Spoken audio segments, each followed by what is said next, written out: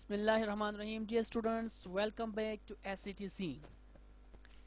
बेटा, जैसे कि आपको मालूम है कि जब हम किसी भी दो मैग्नेट को एक दूसरे के करीब लेके आते हैं तो वो एक दूसरे को अट्रैक्ट करते हैं या एक दूसरे को रिपल करते हैं।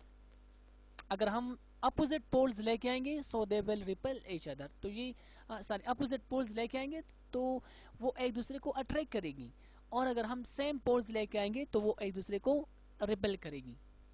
बिल्कुल इसी तरीके से जब हम दो चार्ज को या चार्ज पार्टिकल्स को एक दूसरे के करीब लेके आते हैं तो वो एक दूसरे को या तो अट्रैक्ट करेगी या एक दूसरे को रिपल करेगी। अगर चार्जेस सेम हैं तो वहाँ पे रिपल्जन होगी, और अगर चार्जेस अपोजिट हैं तो वहाँ पे अट्रैक्शन होगी। और बेटा आप इस तरह समझे कि ये दो चार्जेस हैं, यहाँ पे एक पॉजिटिव है जो कि प्रोटॉन है और दूसरा नेगेटिव जो कि इलेक्ट्रॉन है, तो इनके बीच फोर्स ऑफ अट्रैक्शन होगा। अब ये फोर्स ऑफ अट्रैक्शन कितना है हम कैसे मालूम करते हैं, तो इसके लिए बेटा हम ये फार्मूला यूज करते हैं जो कि कूलम्स लॉ से हमने इसको डिराइव किया है। अभी आप कूलम्स लॉ के बारे में नहीं जानते, लेकिन इंशाल्लाह you will learn about this topic in the grade 10 physics.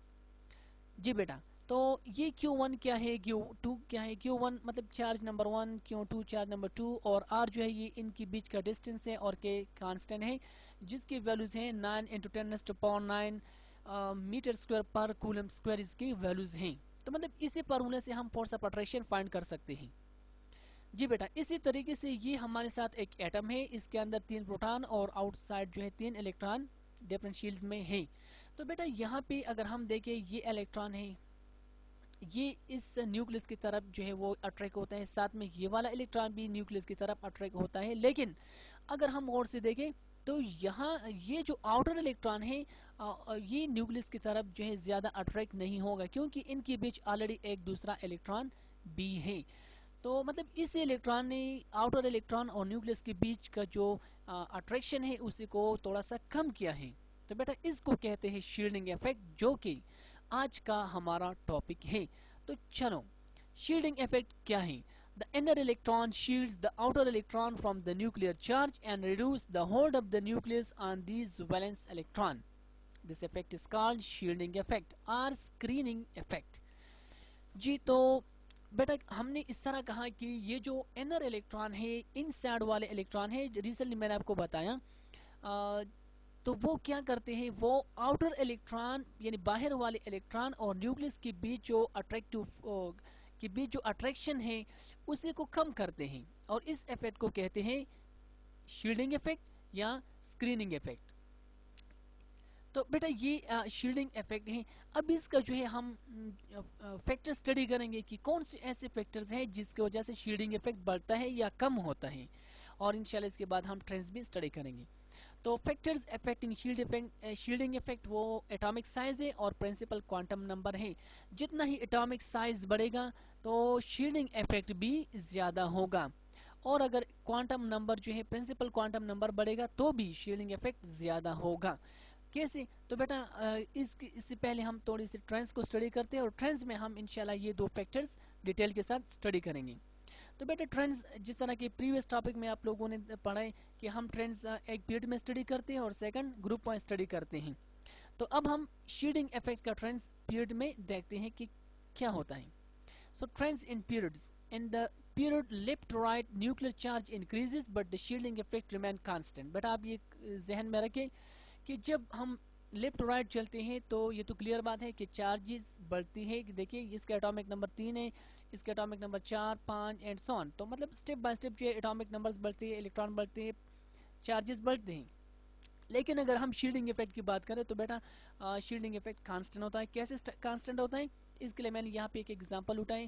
बेटा ये बोरान है जो कि मैंने यहाँ से उठाए हैं, और साथ में कार्बन है जो कि मैंने यहाँ से उठाए। अब अगर हम देखें तो इसमें हमारे साथ टोटल 5 प्रोटॉन और 5 इलेक्ट्रॉन, यहाँ पे 6 इलेक्ट्रॉन 6 प्रोटॉन, तो यहाँ पे चार्ज ज़्यादा है जबकि चार्ज यहाँ पे कम है। अब अगर हम देखें तो एक्चुअली हम इस इलेक्ट्रॉन को कंसिडर करते हैं। तो बेटा ये जो इलेक्ट्रॉन है it is shielded by the inner 2 electron.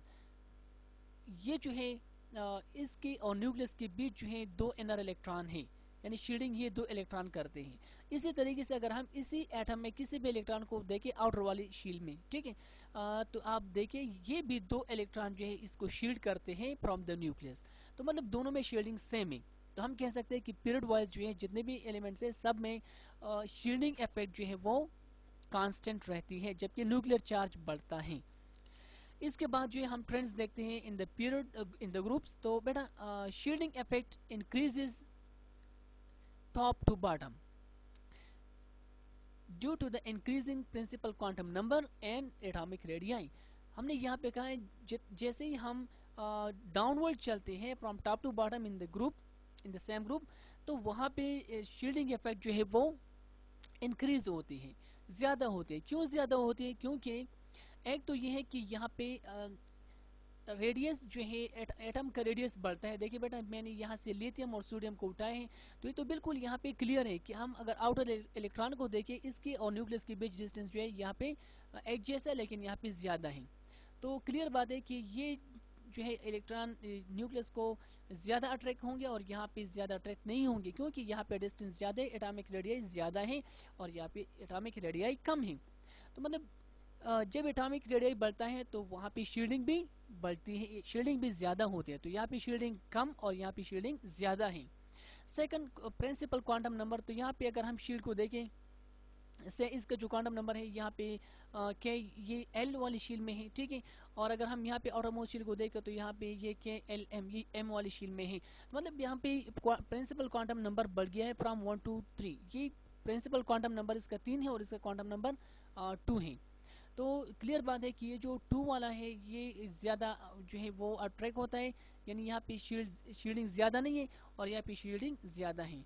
तो हम कह सकते हैं कि जब प्रिंसिपल क्वांटम नंबर बढ़ता है तो वहाँ पे शील्डिंग इफेक्ट भी ज़्यादा होती है।